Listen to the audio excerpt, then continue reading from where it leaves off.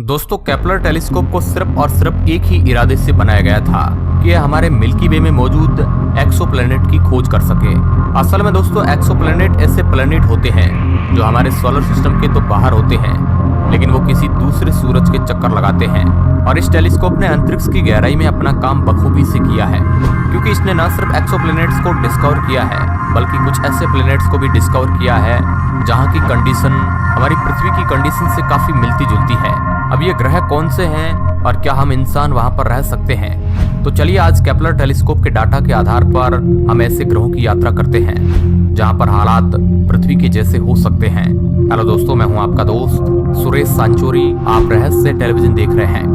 दोस्तों साल 2009 में लॉन्च किया गया यह केपलर टेलीस्कोप नासा की डिस्कवरी प्रोग्राम का हिस्सा था, जिसका यह काम था कि हमारे मिल्की वे में मौजूद एक्सोप्लैनेट्स की खबर नासा को दे सके। लॉन्च के टाइम पर स्पेस में भेजा गया सबसे लार्जेस्ट प्राइमरी मिरर इसी में मौजूद था। उसके अलावा इसमें 96 मेगापिक्सल का कैमरा लगा हुआ था जो लाइट को प्रोसेस कर सके। अब इसके लॉन्च के बाद एस्ट्रोनॉमर्स काफी ज्यादा एक्साइटेड थे ये जानने के लिए कि यह टेलीस्कोप कितने ऐसे प्लैनेट को डिस्कवर कर सकता है जो किसी स्टार की ऑर्बिटिंग कर रहे हो। हालांकि दोस्तों वैज्ञानिक ये भी जानना चाहते थे कि ऐसे कौन से दो प्लैनेट होंगे जहां पर अर्थ की तरह लाइफ पॉसिबल है। और स्पेस में 9 साल बिताने के बाद केपलर ने 5,30,536 स्टार्स डिस्कवर किए और करीब 2662 नए एक्सोप्लैनेट की डिस्कवरी के बारे में भी बताया। दोस्तों ये एक्सोप्लैनेट ऐसे हैं जैसे हमने आज तक कभी नहीं देखा है, जिनमें से अधिकतर तो हमारी पृथ्वी से भी बड़े हैं और अपने स्टार से इतनी नजदीक से ऑर्बिटिंग करते हैं कि एक रेवोल्यूशन कुछ ही दिनों में पूरा कर लेते हैं। आप ये समझ लीजिए कि हर एक्सोप्लैनेट अपनी अलग स्पेशलिटी रखता है, जिनमें से कुछ तो ऐसे भी हैं जो स्टार के अराउंड ऑर्बिटिंग करते हैं, जिसका मेल्टिंग पॉइंट 1538 डिग्री सेल्सियस है। कुछ एक्सोप्लैनेट्स ऐसे भी हैं जिनका साइज जुपिटर जितना है और ये एक नहीं बल्कि 2-2 स्टार की ऑर्बिटिंग करते हैं। यानी कि यहाँ पर खड़े होकर आपको एक नहीं बल्कि 2-2 सनसेट देखने का मौका मिलेगा। लेकिन जब बात केपलर की आती है तो अपनी लीगेसी मेंटेन करते हुए इसने हमारी पृथ्वी की साइज के एक्सोप्लैनेट ढूंढ निकाले हैं जो अपने होस्ट स्टार से बिल्कुल सेफ डिस्टेंस पर ऑर्बिटिंग करते हैं। आप जिन्हें हैबिटेबल जोन भी कह सकते हैं, क्योंकि इस जोन में टेम्परेचर ना ही ज्यादा ठंडा होता है और ना ही ज्यादा गर्म होता है। और इस तरह के प्लैनेट्स वैज्ञानिकों को काफी ज्यादा एक्साइटेड कर देते हैं।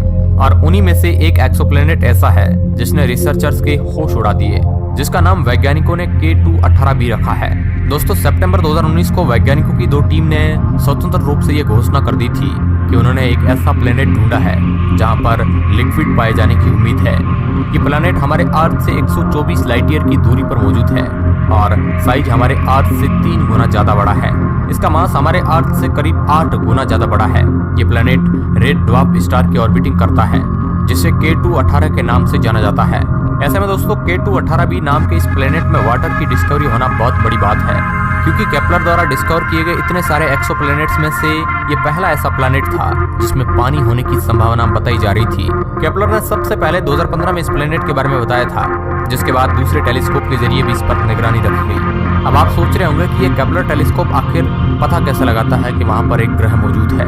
दोस्तों असल में केपलर एक्सोप्लैनेट को डिटेक्ट करने के लिए ट्रांसिट मेथड का इस्तेमाल करता है, जिसमें वो कंटिन्यूसली किसी तारे पर अपनी नजर रखता है और जैसे ही किसी स्टार की लाइट एक निश्चित समय के लिए थोड़ी कम हो जाती है तो ये टेलीस्कोप समझ जाता है कि इस स्टार के कोई ग्रह चक्कर लगा रहा है, और साथ ही स्टार की लाइट कितनी ज्यादा कम होती है और कितने समय के लिए कम होती है। इस चीज से ये पता चल जाता है कि उसकी ऑर्बिटिंग करने वाला ग्रह कितना बड़ा है। अब ये काम दिखने में जितना आसान लग रहा है उतना होता नहीं है, क्योंकि कोई प्लैनेट अपने स्टार के अराउंड जब मूव करता है तो वो केवल स्टार का 0.008% ही कवर कर पाता है। इसलिए केपलर टेलीस्कोप के कैमरे को काफी सेंसिटिव होना पड़ता है ताकि वो इस छोटे से बदलाव को कैप्चर कर सके। दोस्तों इस तरीके का इस्तेमाल करके केपलर ने 2014 में एक पोटेंशियल हैबिटेबल एक्सोप्लैनेट ढूंढ निकाला था, जिसका नाम केपलर 186f था। और जब इसकी डिस्कवरी हुई तो नासा की अनाउंसमेंट के बाद हर कोई इस प्लैनेट के बारे में ज्यादा से ज्यादा जानना चाहता था। असल में दोस्तों ये प्लैनेट हमारे अर्थ से 500 लाइट ईयर की दूरी पर मौजूद है। इसकी सबसे खास बात यह है कि इसमें भी हमारी पृथ्वी की तरह बदलते हुए मौसम है और यहाँ के क्लाइमेट भी हमारी पृथ्वी की तरह ही है। जॉर्जिया टेक यूनिवर्सिटी ने जब इस पर अच्छे से रिसर्च करी तो यह बात भी सामने आई कि यह भी हमारी पृथ्वी की तरह ही स्टेबल टिल्ट है। और इसी से ये पता चलता है कि इसका ना सिर्फ रेगुलर सीजन है बल्कि एक स्टेबल क्लाइमेट भी है। और दोस्तों केपलर के डेटाबेस के अनुसार इसी तरह की और भी कई सारी रिसर्च करी गई। यहाँ तक कि अभी हाल ही के कुछ सालों में केपलर की बहुत पुरानी डिस्कवरी जिन्हें रिजेक्ट कर दिया था, उन्हें रीडिस्कवर किया जा रहा है ताकि उनके बारे में ज्यादा से ज्यादा जानकारी ली जा सके। और इसी के चक्कर में दूसरे टेलीस्कोप को भी उन रिजेक्टेड प्लैनेट्स को मॉनिटर करने में काम में लगा दिया है। और ऐसा ही एक प्लैनेट है जिसका नाम केपलर 1649c है।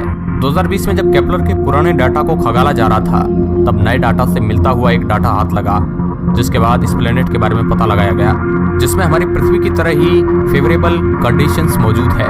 दोस्तों पृथ्वी से 300 लाइट ईयर की दूरी पर मौजूद ये प्लैनेट साइज और टेम्परेचर में हमारी पृथ्वी से काफी मिलता जुलता है, क्योंकि ये हमारे अपने प्लैनेट से मात्र 1.6 गुना ज्यादा बड़ा है। और अगर हम इस प्लैनेट द्वारा रिसीव की जाने वाली स्टार लाइट की बात करें तो वो हमारे अर्थ से सन द्वारा रिसीव की जाने वाली लाइट का 75% है, जो कि काम भर का तो बहुत है। दोस्तों हम आपको बताना चाहेंगे कि केपलर टेलीस्कोप द्वारा ढूंढे गए 2662 एक्सोप्लैनेट में से केवल 16 ऐसे हैं जो गोल्डीलॉक जोन में पाए जाते हैं, और इन 16 में से कुछ ऐसे हैं जो अपने पेरेंट स्टार के साथ बहुत ही टाइटली लॉक्ड है, जिसका सीधा सा मतलब है कि प्लेनेट का केवल एक ही हेमिस्फीयर स्टार की तरफ फेस करता है, जो कि हम इंसानों के लिए कहीं से भी सही नहीं है। और दूसरे प्लेनेट हमारे सोलर सिस्टम के नेपच्यून के स्मॉल वर्जन की तरह है, लेकिन उनका साइज हमारे अर्थ से थोड़ा बड़ा है। और ऐसा अनुमान लगाया जा रहा है कि यहाँ पर काफी अच्छी मात्रा में वाटर सराउंडिंग होगी।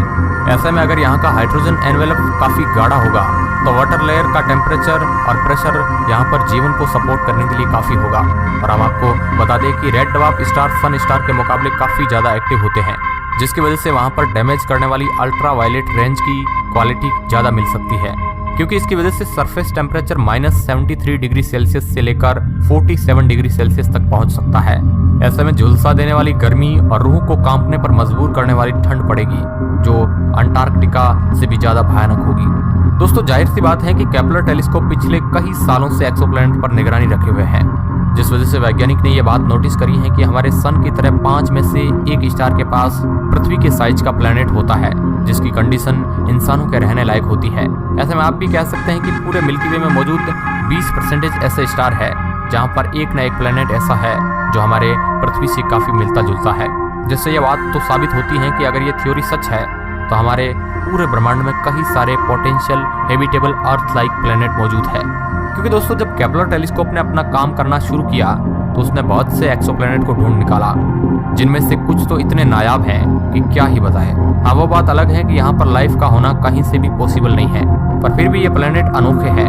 अब जैसे कि आप हमारे मिल्की वे में मौजूद गैस जायंट को ही देख लीजिए, क्योंकि कुछ प्लैनेट ऐसे हैं जिसमें काफी सारी गैस भरी हुई है, जैसे कि हाइड्रोजन और हीलियम, और इनका कोर भी काफी छोटा और रोकी है। और इस तरह के प्लैनेट हमारे पेरेंट स्टार से काफी ज्यादा क्लोज होते हैं।